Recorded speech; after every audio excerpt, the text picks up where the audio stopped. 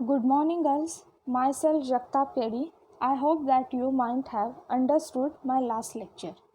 Today's lecture I will explaining remaining concept on the second topic. So you all listen it carefully. Now I will start my lecture. Last लेक्चरला आपण मालकीचे भांडवल यामधील समहक्क भाग व अग्रहक्क भाग म्हणजे काय, त्यांचे वैशिष्ट्ये, प्रकार व त्याचप्रमाणे प्रतिधारण नफा व त्यांचे घटक या स्रोतांबद्दल माहिती घेतली. त्याचप्रमाणे आज आपण संस्थात्मक वित्त व्यवस्थेचे स्रोत या धड्यामधील वित्त पुरवठ्याच्या स्रोतामधील दुसरा स्रोत म्हणजे कर्जाऊ भांडवलाचे स्रोत याबद्दल माहिती घेणार आहोत. कर्जाऊ भांडवलाच्या स्रोतामध्ये अनेक स्रोत आहेत. त्यातील आज आपण कर्जरोखे, कर्जरोख्यांची वैशिष्ट्ये, कर्जरोख्यांचे प्रकार, ठेवींचा स्वीकार, बंधपत्रे व बंधपत्राची वैशिष्ट्ये या स्रोतांबद्दल माहिती घेणार आहोत. सर्वप्रथम कंपनीला कर्जाऊ भांडवल उभा करण्याची गरज का असते आणि त्याचं उद्दिष्ट काय आहे याबद्दल आधी आपण माहिती जाणून घेऊया.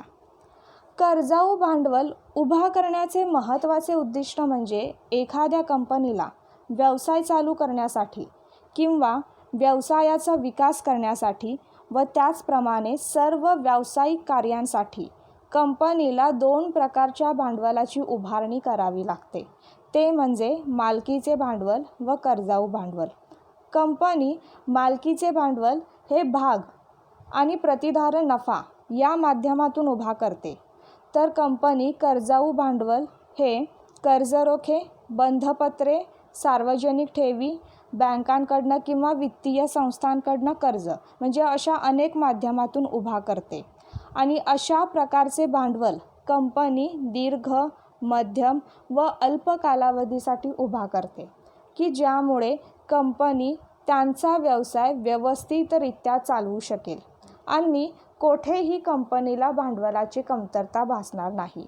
म्हणून जेव्हा कंपनीला अतिरिक्त भांडवलाची गरज असते तेव्हा कंपनी कर्जाऊ भांडवलाची उभारणी करते. आता आपण कर्जाऊ भांडवलाची स्रोत या भांडवलाबद्दल सर्वप्रथम माहिती घेऊयात. कर्जाऊ भांडवलाचे स्रोत याचा अर्थ व्यवसाय करणाऱ्या प्रत्येक कंपनीला कर्जाऊ रक्कम उभी करण्याचा अधिकार आहे. अशा प्रकारचे कर्ज उभा करण्यासाठी कंपनीच्या घटनापत्रकात तशी तरतूद केलेली आहे. त्याचप्रमाणे कंपनीच्या नियमावलीमध्येही कर्ज कधी घ्यायचे व कोणाकडून घ्यायचे याबद्दलचीही तरतूद आहे. अशा प्रकारचे कर्ज घेण्याचा अधिकार फक्त कंपनीच्या संचालक मंडळास आहे.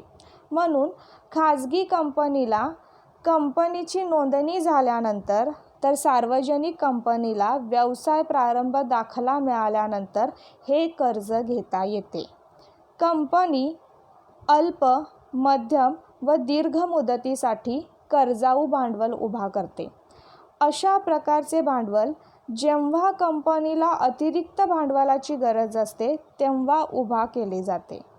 हे भांडवल कंपनी कर्जरोखे, बंधपत्रे, ठेवी, बँक व वित्तीय संस्था यांच्याकडून कर्ज घेऊन उभा करते आणि अशा कर्जावर कंपनीला ठराविक कालावधीमध्ये निश्चित दराने व्याज द्यावा लागतो व मुदत संपल्यानंतरनं त्यांची परतफेड करावी लागते. म्हणजे अशा प्रकारे कंपनी कर्जाऊ भांडवलाची उभारणी करते. आता आपण कर्जाऊ भांडवलाच्या स्रोतांमधला पहिला स्रोत कर्जरोखे याबद्दल माहिती घेणार आहोत. कर्जरोखे याचा अर्थ कंपनीला कर्जाऊ भांडवलाच्या उभारणीतील हा एक मुख्य स्रोत म्हणजे कर्जरोखे होय. दीर्घ व मध्यम मुदतीच्या आर्थिक गरजा भागवण्यासाठी याचा उपयोग होतो.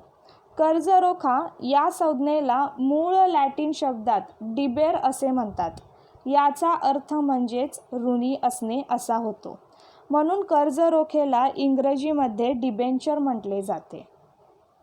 यापुढे आपण कर्जरोख्यांची व्याख्या बघूया. टोफन यांच्या मते कर्जरोखा हा कंपनीने धारकास दिलेल्या कर्जाच्या पुराव्याचा दस्तऐवज असून साधारणपणे कर्ज घेऊन एखादी मालमत्ता तारण ठेवलेली असते. याचा अर्थ म्हणजे कंपनी कर्जरोख्यांची विक्री करून भांडवल उभा करते आणि ज्या व्यक्ती कंपनीचे कर्जरोखे खरेदी केलेले असतात ते कंपनीचे कर्जरोखेधारक असतात. त्यामुळे कंपनी यांना त्यांनी खरेदी केलेल्या कर्जरोख्यांचा पुरावा म्हणून कर्जरोखे प्रमाणपत्र देते व त्याचप्रमाणे कंपनी जेव्हा कर्जरोख्यांची विक्री करते तेव्हा कंपनीला त्यांची एखादी मालमत्ता या कर्जरोखेधारकांकडे तारण म्हणजेच गहाण ठेवावी लागते. म्हणून कंपनीला या कर्जरोखेधारकांना परतावा म्हणून निश्चित दराने व्याज द्यावा लागतो व त्यांच्या कर्जरोख्यांची मुदत संपल्यानंतर त्यांची परतफेड करावी लागते. म्हणून कंपनीच्या कर्जरोखेधारकांना कंपनीचा धनको किंवा सावकार असे म्हटले जाते. यापुढे आपण कर्जरोख्यांची वैशिष्ट्ये याबद्दल माहिती घेणार आहोत. कर्जरोख्यांच्या वैशिष्ट्यांमधला पहिलं वैशिष्ट्य आपल्याला सांगण्यात आलेलं आहे वचन. वचन म्हणजे कंपनीने जे कर्जरोखे विक्री केलेले असते त्या कर्जरोखे प्रमाणपत्रावर कंपनीने घेतलेल्या कर्जाची ठराविक रक्कम नमूद केलेली असते. त्यानंतर कर्जरोख्यांचं दुसरं वैशिष्ट्य आहे दर्शनी मूल्य. कर्जरोख्यांचे दर्शनी मूल्य हे जास्त असते. उदाहरण ₹100 किंवा 100च्या पटीत असते. त्यानंतर आपण कर्जरोख्यांचे तिसरे वैशिष्ट्य बघूयात, रक्कम परतफेडीची वेळ. रक्कम परतफेडीची वेळ याचा अर्थ कर्जरोख्यांची मुद्दलाची रक्कम ठराविक मुदतीनंतर परत करावी लागते. ती तारीख कर्जरोखे प्रमाणपत्रावर नमूद केलेली असते व त्याप्रमाणे कंपनीला परतफेड करावी लागते. यापुढचं कर्जरोख्यांचं वैशिष्ट्य सांगितलेलं आहे परतफेडीसाठी प्राधान्य. परतफेडीसाठी प्राधान्य याचा अर्थ कंपनी कर्जरोखेधारकांना भांडवल परतफेडीसाठी प्रथम प्राधान्य देते. प्रथम प्राधान्य देते म्हणजे कंपनी भागांच्या आधी या कर्जरोखेधारकांची परतफेड करत असते, म्हणून त्याला प्रथम प्राधान्य दिलं जातं. यानंतर कर्जरोख्यांचं पाचवं वैशिष्ट्य आहे परतफेडीचे आश्वासन. परतफेडीचे आश्वासन याचा अर्थ कर्जरोखे हे दीर्घ मुदतीचे कर्ज उपलब्ध करून देतात. असे कर्ज कंपनी कर्जरोखेधारकांना वेळेवर परत करेल याची हमी यामध्ये दिली जाते. यापुढे आपण कर्जरोख्यांचं 6वं वैशिष्ट्य बघूया, व्याज. कर्जरोखेधारकांना कंपनी निश्चित दराने व ठराविक कालावधीमध्ये व्याज देते. कंपनीला नफा होऊ दे किंवा कंपनीला नफा न होऊ दे, कंपनीला या कर्जरोखेधारकांना व्याज देणे हे बंधनकारक असते, कारण ही कंपनीची जबाबदारी असते. यापुढे आपण कर्जरोख्यांचं 7वं वैशिष्ट्य बघूया, कर्जरोख्यांसंबंधित घटक. कर्जरोख्यांसंबंधित घटकांमध्ये पहिलं घटक आपल्याला सांगितलेलं आहे कंपनी. कंपनी म्हणजे ही कर्ज घेणारी संस्था आहे. त्यानंतर कर्जरोख्यांसंबंधित दुसरा घटक सांगितलेला आहे विश्वस्त. विश्वस्त याचा अर्थ समजा कंपनी जर 500पेक्षा जास्त लोकांना कर्जरोखे विकत असेल तर कंपनीला इथे विश्वस्तांची नेमणूक करावी लागते. कंपनीला या विश्वस्तांमार्फत कर्जरोखेधारकांशी व्यवहार करावा लागतो. कंपनी विश्वस्त व कर्जरोखेधारकांशी करार करते, म्हणून त्यांना विश्वस्त करार असे म्हटले जाते. यामध्ये कंपनीचे कर्तव्य काय आहेत व कर्जरोखेधारकांचे हक्क काय आहेत याबद्दलची माहिती इथे नमूद केलेली असते. यापुढे कर्जरोख्यांसंबंधित तिसरा घटक सांगण्यात आलेला आहे कर्जरोखेधारक. कर्जरोखेधारक म्हणजे या व्यक्ती कंपनीस कर्जाऊ रक्कम उपलब्ध करून देतात, म्हणून त्यांना या कर्जाचा पुरावा म्हणून कर्जरोखे प्रमाणपत्र दिले जाते. यानंतर कर्जरोख्यांचं 8वं वैशिष्ट्य आपल्याला सांगण्यात आलं आहे, कर्जरोखे वाटपाचा अधिकार. कंपनी कायदा 2013 कलम 179(3) नुसार संचालक मंडळाकडे कर्जरोखे वाटपाचा अधिकार दिलेला आहे. म्हणजे कंपनी जेव्हा कर्जरोख्यांचं वाटप करते तेव्हा हे कर्जरोख्याचे वाटप फक्त कंपनीच्या संचालक मंडळाला करता येते. यापुढे कर्जरोख्यांच्या वैशिष्ट्यांमधलं आपल्याला 9वं वैशिष्ट्य सांगण्यात आलेलं आहे, कर्जरोखे धारकांचा दर्जा. कर्जरोखेधारक हे कंपनीचे धनको असतात. यांना निश्चित दराने व ठराविक कालावधीमध्ये व्याज द्यावे लागते आणि हे व्याज कंपनीला त्यांची परतफेड करेपर्यंत द्यावे लागते. त्यामुळं या कर्जरोखेधारकांना कंपनीचा धनको किंवा सावकार असे म्हटले जाते. यापुढे कर्जरोख्यांचं 10वं वैशिष्ट्य आपल्याला सांगितलेलं आहे, मतदानाचा हक्क नाही. कंपनी कायदा 2013 कलम 71(2) नुसार कंपनी मतदानाचा हक्क असलेल्या कर्जरोख्यांचे वाटप करू शकत नाही, कारण तशी तरतूद घटनापत्रक व नियमावलीमध्ये दिलेली नाही. म्हणून कर्जरोखेधारक हे कंपनीच्या सभेत मतदान करू शकत नाहीत. यापुढचं वैशिष्ट्य आहे तारण. तारण म्हणजे जेव्हा कंपनी कर्जरोख्यांचं वाटप करते तेव्हा कंपनीला कर्जरोखेधारकांकडे त्यांची एखादी मालमत्ता ही गहाण ठेवावी लागते, म्हणून त्याला तारण असं म्हटलं जातं. कंपनी स्थिर मालमत्ता की ज्याला आपण फिक्स्ड चार्ज किंवा तरती भार असलेली मालमत्ता की ज्याला आपण फ्लोटिंग चार्ज म्हणतो, या मालमत्ता तारण ठेवून कर्जरोखे सुरक्षित केले जातात. जर कंपनी व्याज देण्यास किंवा भांडवलाची परतफेड करण्यास तयार नसेल तर अशा वेळेस हे कर्जरोखेधारक कंपनीची मालमत्ता विकून त्यांचे पैसे इथे वसूल करू शकते. यापुढे कर्जरोख्यांचं 12वं वैशिष्ट्य सांगितलेलं आहे, जारीकर्ते की ज्याला इश्युअर म्हटलं जातं. खाजगी व सार्वजनिक कंपनी कर्जरोख्यांचे वाटप करू शकते. म्हणजे या दोन्ही कंपन्यांना कर्जरोख्यांचं वाटप करण्याचा अधिकार आहे. त्यापुढचं वैशिष्ट्य आहे नोंदणी. कंपनीला जेव्हा कर्जरोख्यांची विक्री करायची असते किंवा कर्जरोख्यांचं वाटप करायचं असतं तेव्हा कर्जरोख्यांची किमान एका मान्यताप्राप्त भागबाजारामध्ये कंपनीला सक्तीची नोंदणी करणे आवश्यक आहे. आणि कर्जरोख्यांच्या वैशिष्ट्यांमधलं शेवटचं वैशिष्ट्य आहे हस्तांतरण. हस्तांतरणाच्या दस्तऐवजाद्वारे की ज्याला इन्स्ट्रुमेंट ऑफ ट्रान्सफर म्हटलं जातं, याद्वारे कंपनी कर्जरोख्यांचे सहजपणे हस्तांतरण केले जाते. म्हणजे अशा प्रकारे आपण कर्जरोख्यांचे एकूण 14 वैशिष्ट्य इथे बघितलेले आहेत. यापुढे आपण कर्जरोख्यांचे प्रकार याबद्दल माहिती घेऊयात. कर्जरोख्यांचे एकूण 8 प्रकार आहेत व त्याची विभागणी 4 प्रकारच्या कर्जरोख्यांमध्ये केलेली आहे.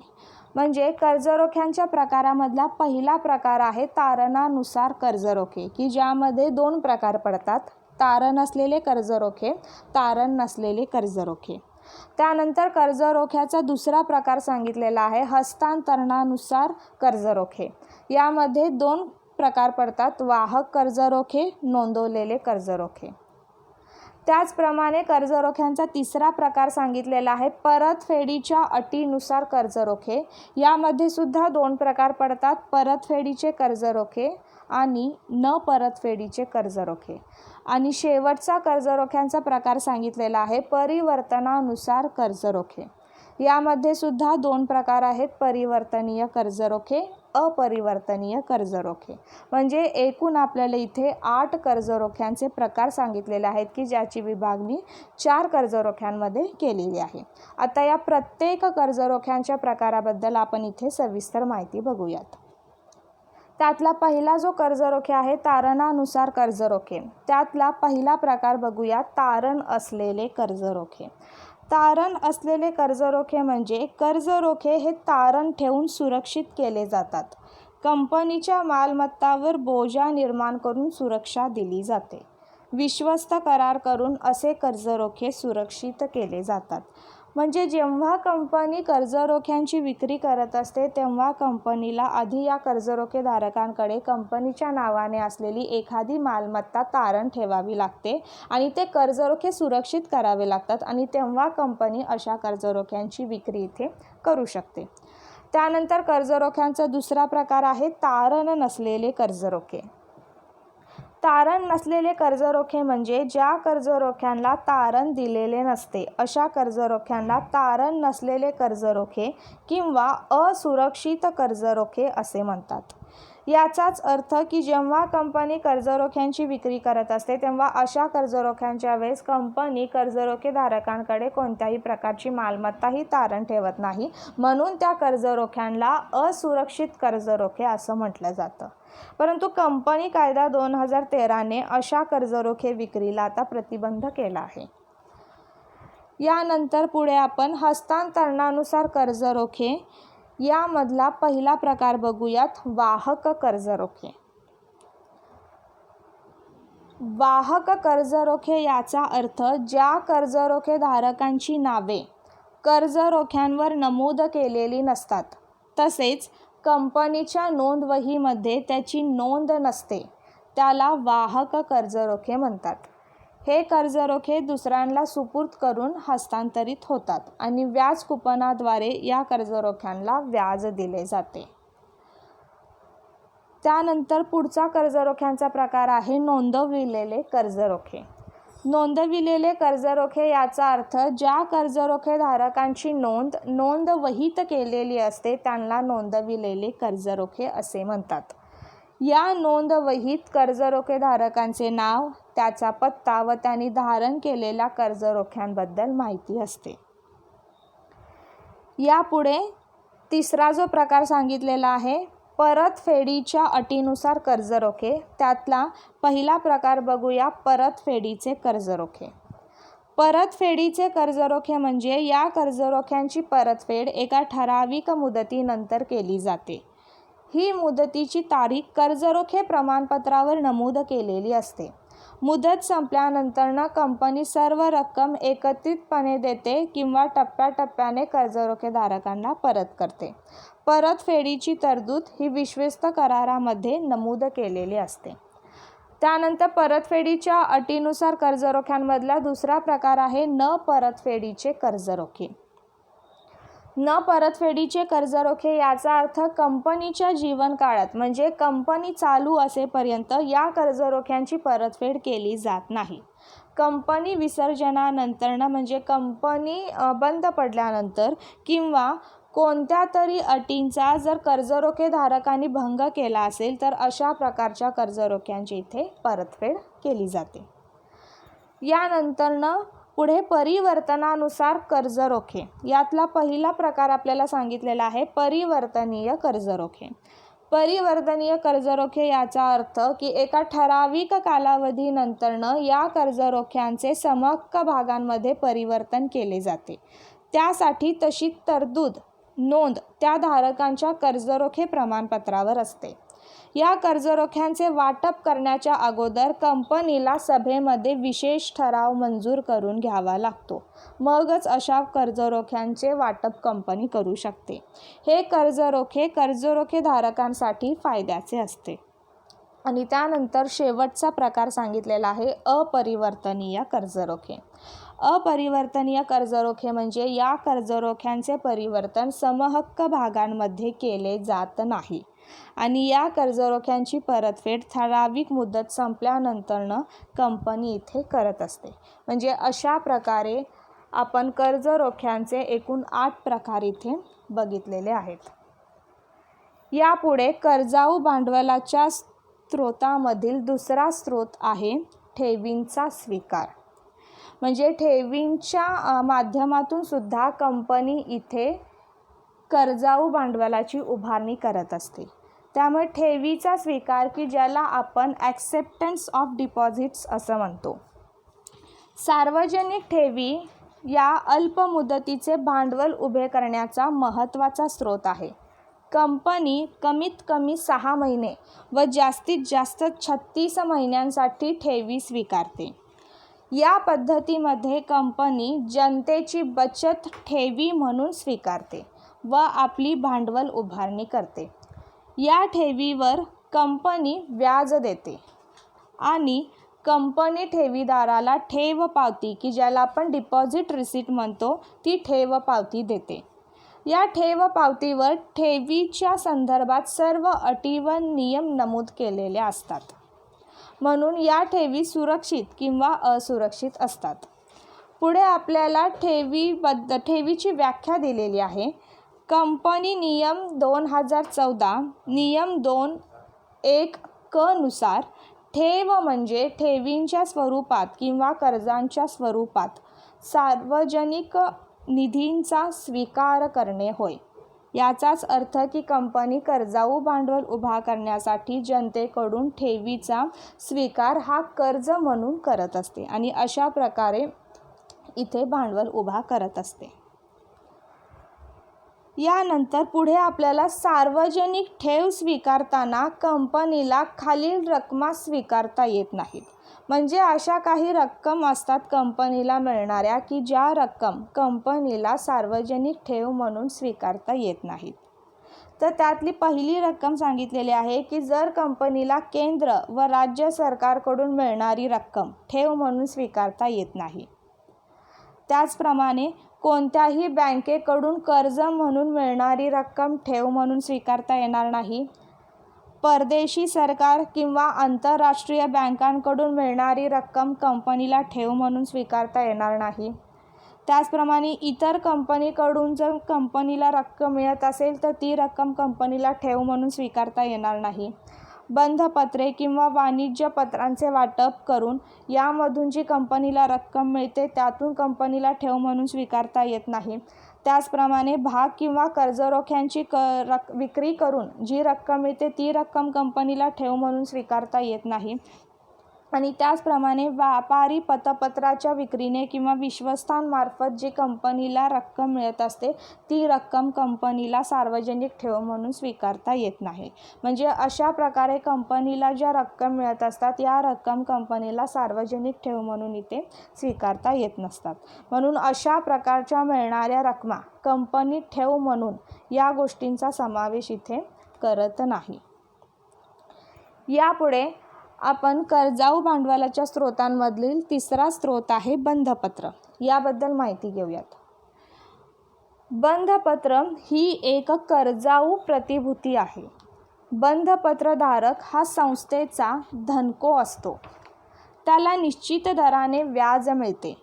बंधपत्रांना मुदतपूर्तीची तारीख असते व ती भविष्यात ठराविक तारखेला रोख रकमेच्या स्वरूपात दिली जाते. आपल्याला पुढे बंधपत्रांची व्याख्या दिलेली आहे. वेबस्टर यांच्यानुसार बंधपत्र म्हणजे व्याजधारक कर्जाचे असे प्रमाणपत्र आहे ज्याद्वारे बंधपत्र देणारा विशिष्ट मुदतीनंतर ठराविक रक्कम देण्याचे वचन देतो.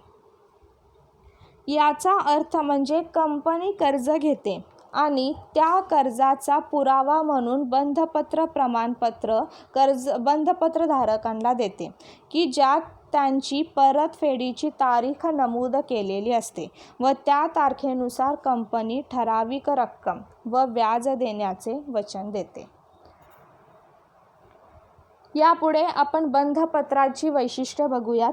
बंधपत्रांच्या वैशिष्ट्यांमध्ये पहिलं वैशिष्ट्य आपल्याला सांगण्यात आलेलं आहे वित्त व्यवस्थेचे स्वरूप. वित्त व्यवस्थेचे स्वरूप म्हणजे कंपनी बंधपत्रांद्वारे दीर्घकालीन निधी उभा करते.